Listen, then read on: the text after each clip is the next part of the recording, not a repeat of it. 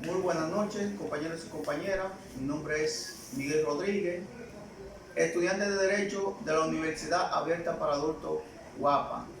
En esta ocasión hablaremos sobre los contratos y las garantías. Podemos empezar por lo que es un contrato. Un contrato no es algo más que algo que genera obligaciones entre dos partes de dar, hacer o no hacer algo. También hablaremos sobre lo que es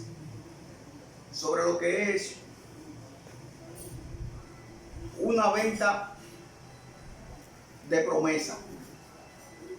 Una venta de promesa no es más que la palabra de hombre, como se decía antes. La palabra de hombre es cuando dos partes se comprometen verbalmente, una a vender y la otra a comprar. Ahora, siempre y cuando el comprador dé siempre un inicial para comprometer la cosa a comprar.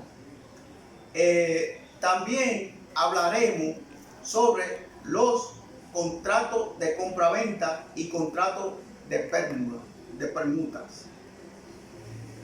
Un contrato de compraventa es el contrato el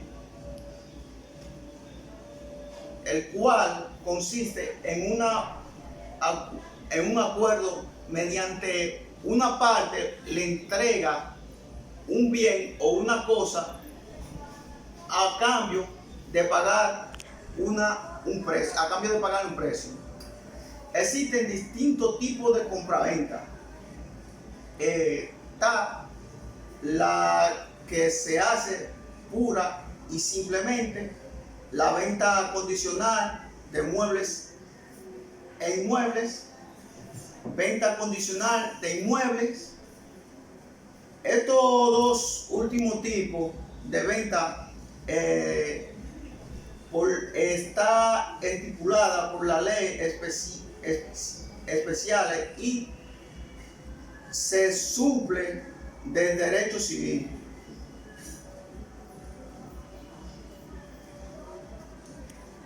Vamos a seguir hablando de la compraventa de haber mutuo acuerdo.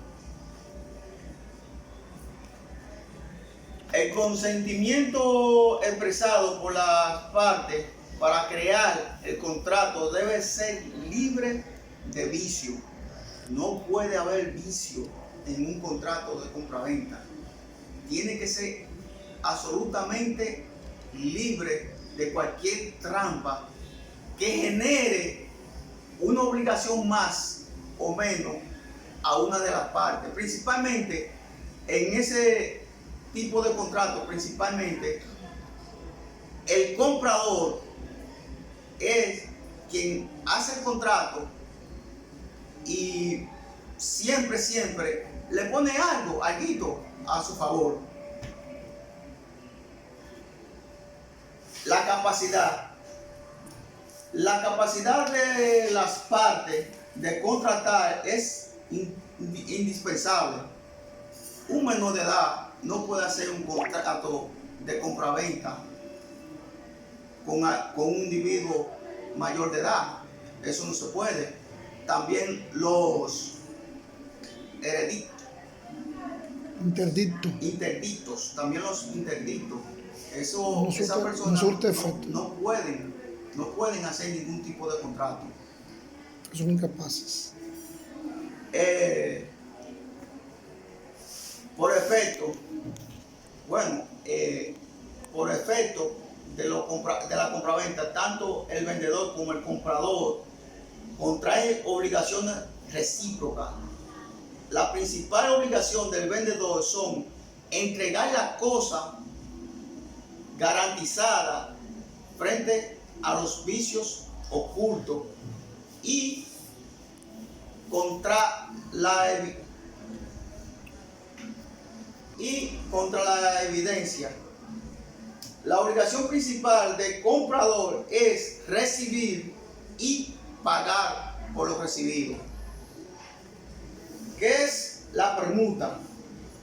Es un trueque. La permuta es un trueque. Bueno, yo tengo una libra de pollo, tú tienes una libra de res, de carne de res, yo necesito la libra de carne de res, tú necesitas la libra de carne de pollo, y ahí se hace el intercambio. Debemos saber que la permuta es muy difícil establecerlo en el Código Civil, en el Código Civil dominicano, porque al no tener precio, ¿cómo puede generar algo? También tipo de permuta. Está la voluntaria y la forzosa. Sin embargo, el carecer del requerimiento de la voluntad o consentimiento, esta última no tiene correspondencia en la materia del contrato. Contrato de arrendamientos, contrato de empresa en la edificación. Ya más o menos todos sabemos lo que es un contrato de arrendamiento, pero vamos a saber la definición del contrato de arrendamiento según lo estipula el artículo 1709 del Código Civil. Un contrato de arrendamiento no es más que por el cual una de las partes se obliga a dar gozo a la otra de una cosa durante cierto tiempo y por un precio determinado que se obliga a pagarle. Los tipos de contratos de arrendamiento, según lo establece el artículo 1111 del Código Civil, 1711 del Código Civil. Tenemos A, alquiler, el de casas o muebles, arrendamiento de las haciendas rurales, salario, que ya al hablar de salario ya se sabe que es de trabajo o servicio, aparcería de los animales cuyo provecho se divide entre los propietarios y el inquilino. Para continuar, tenemos consecuencias del carácter personal y del carácter particular del derecho de arrendamiento. El contrato de arrendamiento no es un derecho real, sino que recae sobre derechos personales. Ustedes saben que un contrato de arrendamiento entre dos personas, por lo tanto, esos tipos de contratos caen directamente entre esas dos partes. Una consecuencia del carácter personal es que no transmite el derecho de propiedad. Eso no transmite el derecho de propiedad. Simplemente el inquilino recibe y está obligado a cuidar las cosas como si fuese propia de él. Y además no puede ser hipotecado. Prueba de los arrendamientos. Tanto el arrendamiento como el alquiler pueden realizarse por escrito a través de acto auténtico o por acto bajo firma privada. Se puede hacer de manera verbal, que ya eso, ya usted sabe, eso tiene que ser ya con una persona ya muy... Así lo dispone el artículo 1714 del Código Civil, que expresa de manera textual: se puede arrendar por escrito y verbalmente. Y continuando con las obligaciones del arrendamiento o del propietario, entregar al arrendatario las cosas arrendadas, conservar en estado de servir para el uso para que haya sido alquilada, permitirle al arrendatario el disfrute pacífico por el tiempo del arrendamiento. Obligaciones del inquilino o arrendatario: usar de las cosas arrendadas como buen padre de familia y con arreglo al destino para que le ha sido dado por el contrato. Pagar el precio del arrendamiento en los plazos convenientes. Continuaremos hablando ahora sobre el contrato de empresa en las edificaciones locales de obra. Ese tipo de contrato no es más que aquel por el que una persona se obliga a realizar a otra un trabajo específico a cambio de una remuneración o pago. Así lo estipula el Código Civil.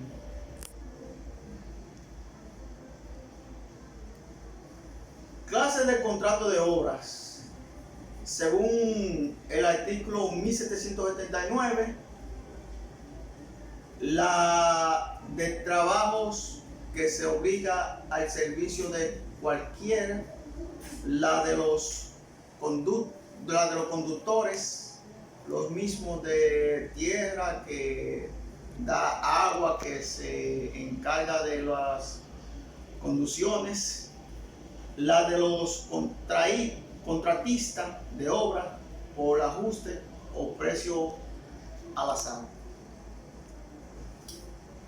Responsabilidad de los arquitectos y de los contratistas. Un contratista es una persona física o jurídica que es contratada a los fines de que realicen la construcción de algunas edificaciones, unas carreteras, un trabajo de instalaciones eléctricas, etc. Y que no necesariamente siempre hace referencia a un profesional de la ingeniería. La acción directa de los obreros del contrato. Para que exista responsabilidad debe darse algunas condiciones imprescindibles. Una de estas es que existe un vínculo de subordinación entre la víctima del daño o perjuicio y el autor de esta. En el caso de la responsabilidad del contratista o ingeniero, que según lo estipula el artículo 1797 del Código Civil, dispone: el contratista es responsable de todo lo que provenga de la persona empleada por él. El dueño de la obra no tiene absolutamente nada que ver con las personas que haya contratado el contratista. A continuación, le hablaremos de contrato de mandato y contrato de préstamo. ¿Qué es el contrato de mandato? El contrato de mandato, según lo estipula el artículo 1984, no es más que un acto por el cual una persona da a otra poder para hacer algunas cosas por el mandante y en su nombre. O sea, eso es una persona que le manda a otra persona a hacer algo a su nombre.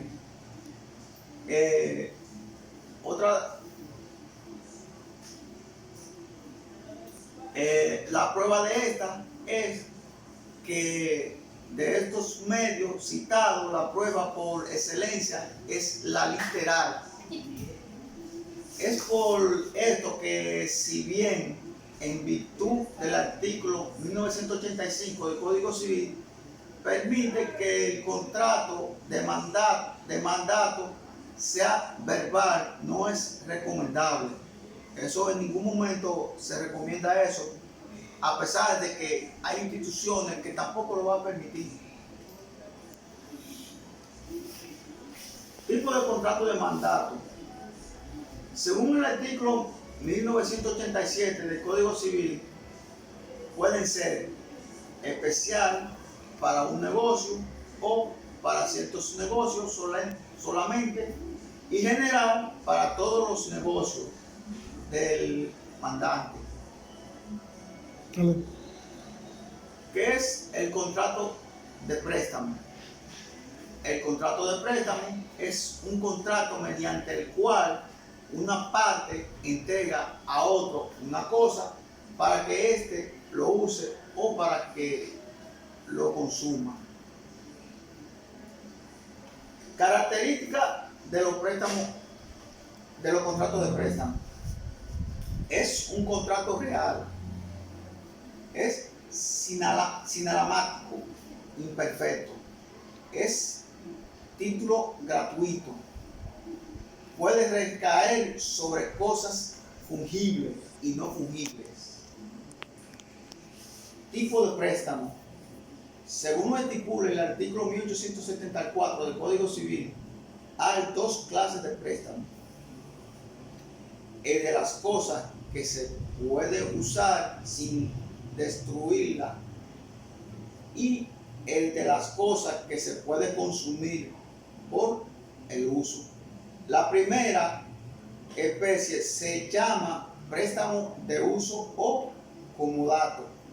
La segunda se llama préstamo de consumo o simplemente préstamo. Contrato de préstamo de uso de comodo. El artículo 1875 define este tipo de contrato como aquel mediante el cual una persona entrega a otro una cosa para usarla con la obligación de devolverla después de haberse servido de esta durante el tiempo acordado. Ese tipo de contrato recae mucho sobre los alquileres de autos, los alquileres de botes, etc. Las obligaciones de usar la cosa prestada de acuerdo a los convenios, cuidar de las cosas prestadas como un buen padre de familia, conservándolo en un buen estado, devolver la cosa prestada en el tiempo acordado y en el estado en que se le entregó. Contrato de préstamo de consumo. El contrato de préstamo de consumo es un contrato mediante el cual una de las partes entrega a la otra parte cierta cantidad de cosas consumibles por el uso, quedando la segunda parte en obligación de devolver la misma cantidad de esta y en el mismo estado. Los efectos del contrato de préstamo, a diferencia del contrato de préstamo de uso, el préstamo de consumo transmite la propiedad de las cosas prestadas. O sea que en un préstamo de consumo, por ejemplo, el banco te presta dinero, tú lo consumes,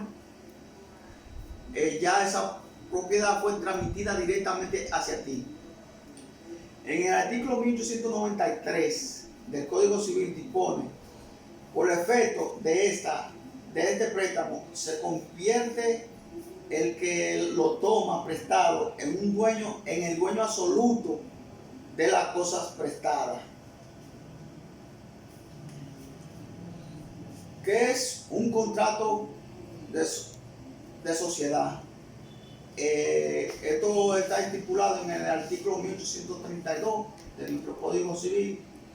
La sociedad es un contrato por el cual dos o más personas convienen poner cualquier cosa en común con el fin de obtener y o partir las remuneraciones que ésta produzca. Tipos de sociedad. Puede ser universal y puede ser particulares. Las sociedades universales pueden ser de dos tipos. Las sociedades universales pueden ser de dos tipos. A, sociedad de todos los bienes prestados, que no es más que aquella que a través de lo cual las partes ponen en común todos los bienes muebles e inmuebles que poseen en la actualidad, incluyendo los beneficios que se puedan obtener de estos. La sociedad particular son aquellas que se aplican solo a cosas determinadas o su uso o los frutos que éstas puedan dar productos. Administración de la sociedad. Necesariamente, para que la sociedad pueda ejercer sus actividades, se requiere de un representante o gesto quien tendrá la función de administrar de la sociedad. A continuación, le podemos hablar también sobre el contrato de depósito, el secuestro y la transacción. El contrato de depósito, según lo estipula el artículo 1915, el depósito en general es un acto por el cual se recibe un objeto de otro con obligación de guardarla y devolverla en su naturaleza. La naturaleza del contrato de depósito es totalmente gratuito.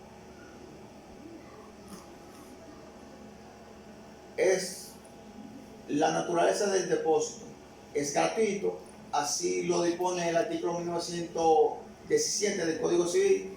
Asimismo, solo puede recaer sobre cosas mobiliarias, de conformidad con el artículo 1918 del indicado código.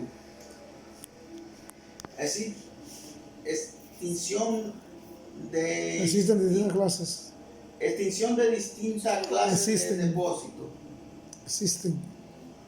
Existen distintas clases de depósito, los cuales se clasifican según el artículo 1916 en el depósito propio, propiamente dicho, y el secuestro.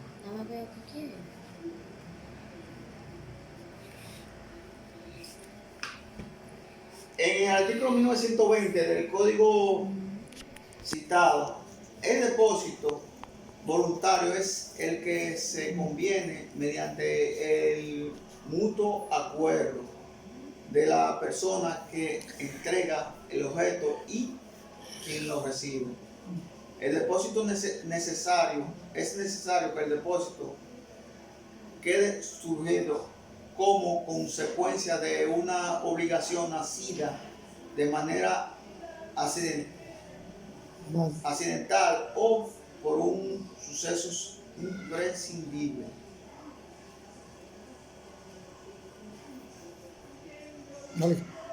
El secuestro es el depósito que se hace de una cosa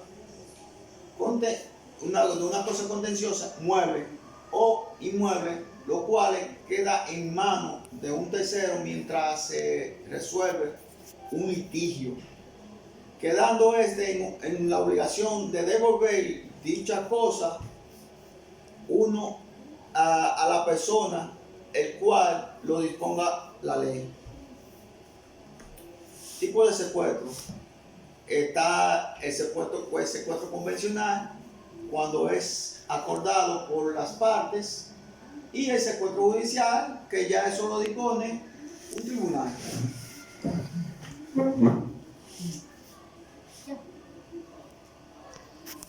De conformidad con los dispuestos en el artículo 1961 del Código Civil, pueden ordenarse el secuestro judicial de los muebles que han sido embargados a un deudor, de un bien inmueble o mueble cuya propiedad o posesión es objeto de litigio entre dos o más partes, de las cosas que un deudor ofrece para obtener su liberación. La naturaleza del secuestro puede ser gratuita u onerosas.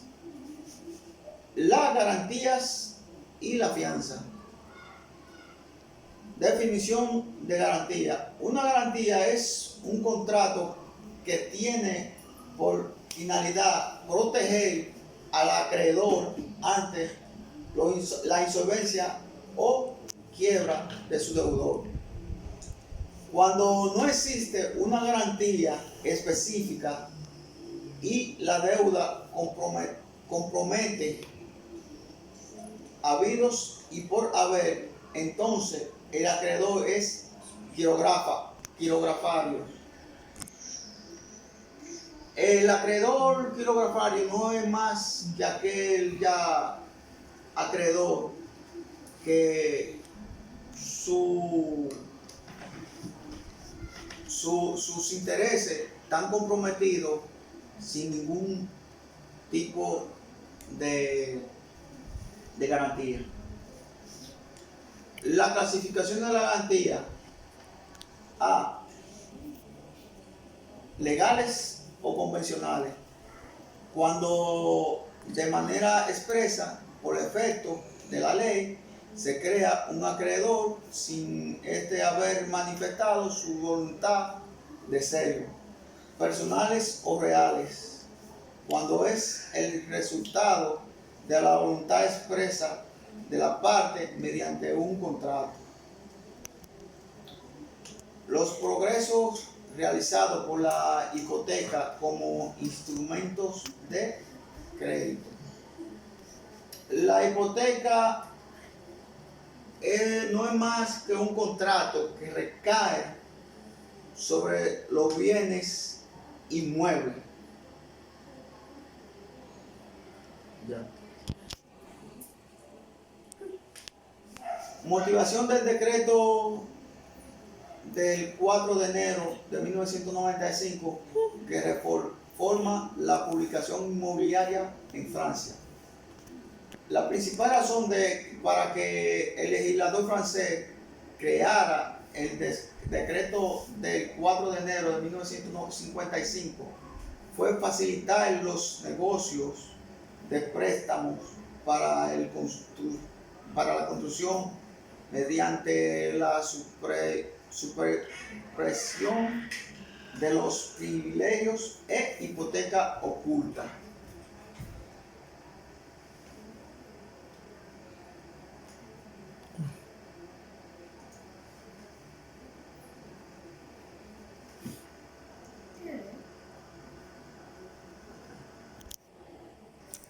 La definición de fianza es el contrato realizado entre acreedor, deudor y una tercera persona llamada fiador, obligándose esta última a cumplir con las deudas u obligaciones asumidas por el deudor, principalmente frente al acreedor. En la hipoteca, caso de que no se cumpla con lo establecido. Clase de fiador. Simplemente cuando el fiador o garante se obliga a pagar solo en caso de que el deudor principal no lo haga o que sea insolvente, pudiéndose utilizar el llamado beneficio de exclusión solidario. Este es el que más se usa, el solidario. Principalmente los bancos usan mucho este tipo de contrato solidario porque ahí ya obliga al garante ya a asumir la deuda en su totalidad si el deudor no paga la misma. Formación del contrato de fianza. El contrato de fianza debe ser realizado de manera expresa. Es importante tener presente la diferencia entre la fianza y el hecho de recomendar a alguien frente a un acreedor para que éste le otorgue algún préstamo sin comprometerse con la obligación. Efecto de la fianza ante el acreedor. Los principales efectos del contrato de fianza ante el acreedor y el fiador son los siguientes.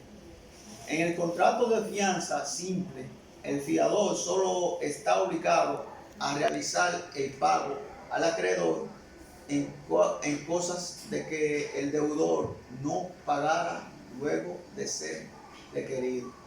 Sin embargo, en el caso de la fianza solidaria, el fiador está obligado a pagar la deuda contraída por el deudor sin tener derecho al beneficio de exclusión. Eso está estipulado en el artículo 2021 del Código Civil. La situación del fiador solidario. El artículo 2021 del Código Civil establece del fiador solidario con el deudor es análogo a la del deudor principal, es decir, está obligado con el acreedor en igual condiciones que el deudor. La prenda, la anticresis y el derecho de retención. El contrato de prenda. La prenda no es más que el derecho real proveniente de un acuerdo entre dos partes mediante el que una entrega a otra una cosa mueble para garantizar el crédito que se le ha otorgado. Es importante destacar que el préstamo es el empeño de un bien mueble. Así lo estipula el artículo 2071 del Código Civil. Formación del contrato de préstamo. El contrato de préstamo puede ser redactado en acto auténtico o acto bajo firma privada. Además, dichos documentos deben ser registrados ante el juzgado de paz. Al respecto se dispone en el artículo 2074 de nuestro Código Civil. Caracteres del contrato de préstamo. Podemos decir que el contrato de préstamo es real, sabiendo que sobrecae sobre una cosa. Es de carácter mobiliario, no puede recaer sobre bienes inmuebles. Es un crédito privilegiado al acreedor titular. Si tiene preferencia frente a los demás acreedores, es indivisible, comprende la totalidad de las cosas dadas en prenda.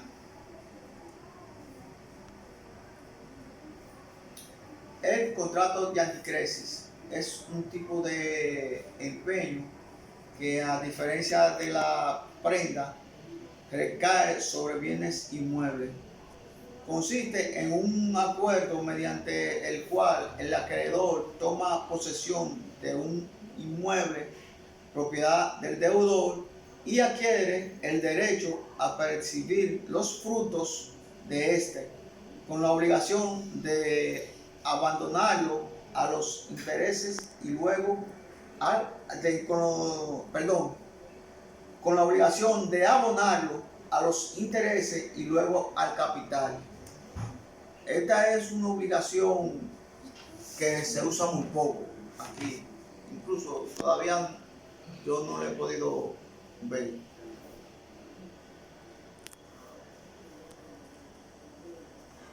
Derecho de retención es una facultad legal o garantía que posee un acreedor de negarse a devolver una cosa mueble perteneciente a su deudor y que tiene un poder hasta tanto no sea saldada la deuda. Esta es una garantía legal permitida en ciertos casos. Naturaleza jurídica del derecho de retención. La naturaleza de este derecho está en discusión por la doctrina jurídica. Algunos consideran que en un derecho es un derecho real y otros argumentan que es personal. Yo por mi parte recae por lo real, porque esto recae directamente sobre una cosa mueble. Lo subimos a YouTube y lo enlazamos.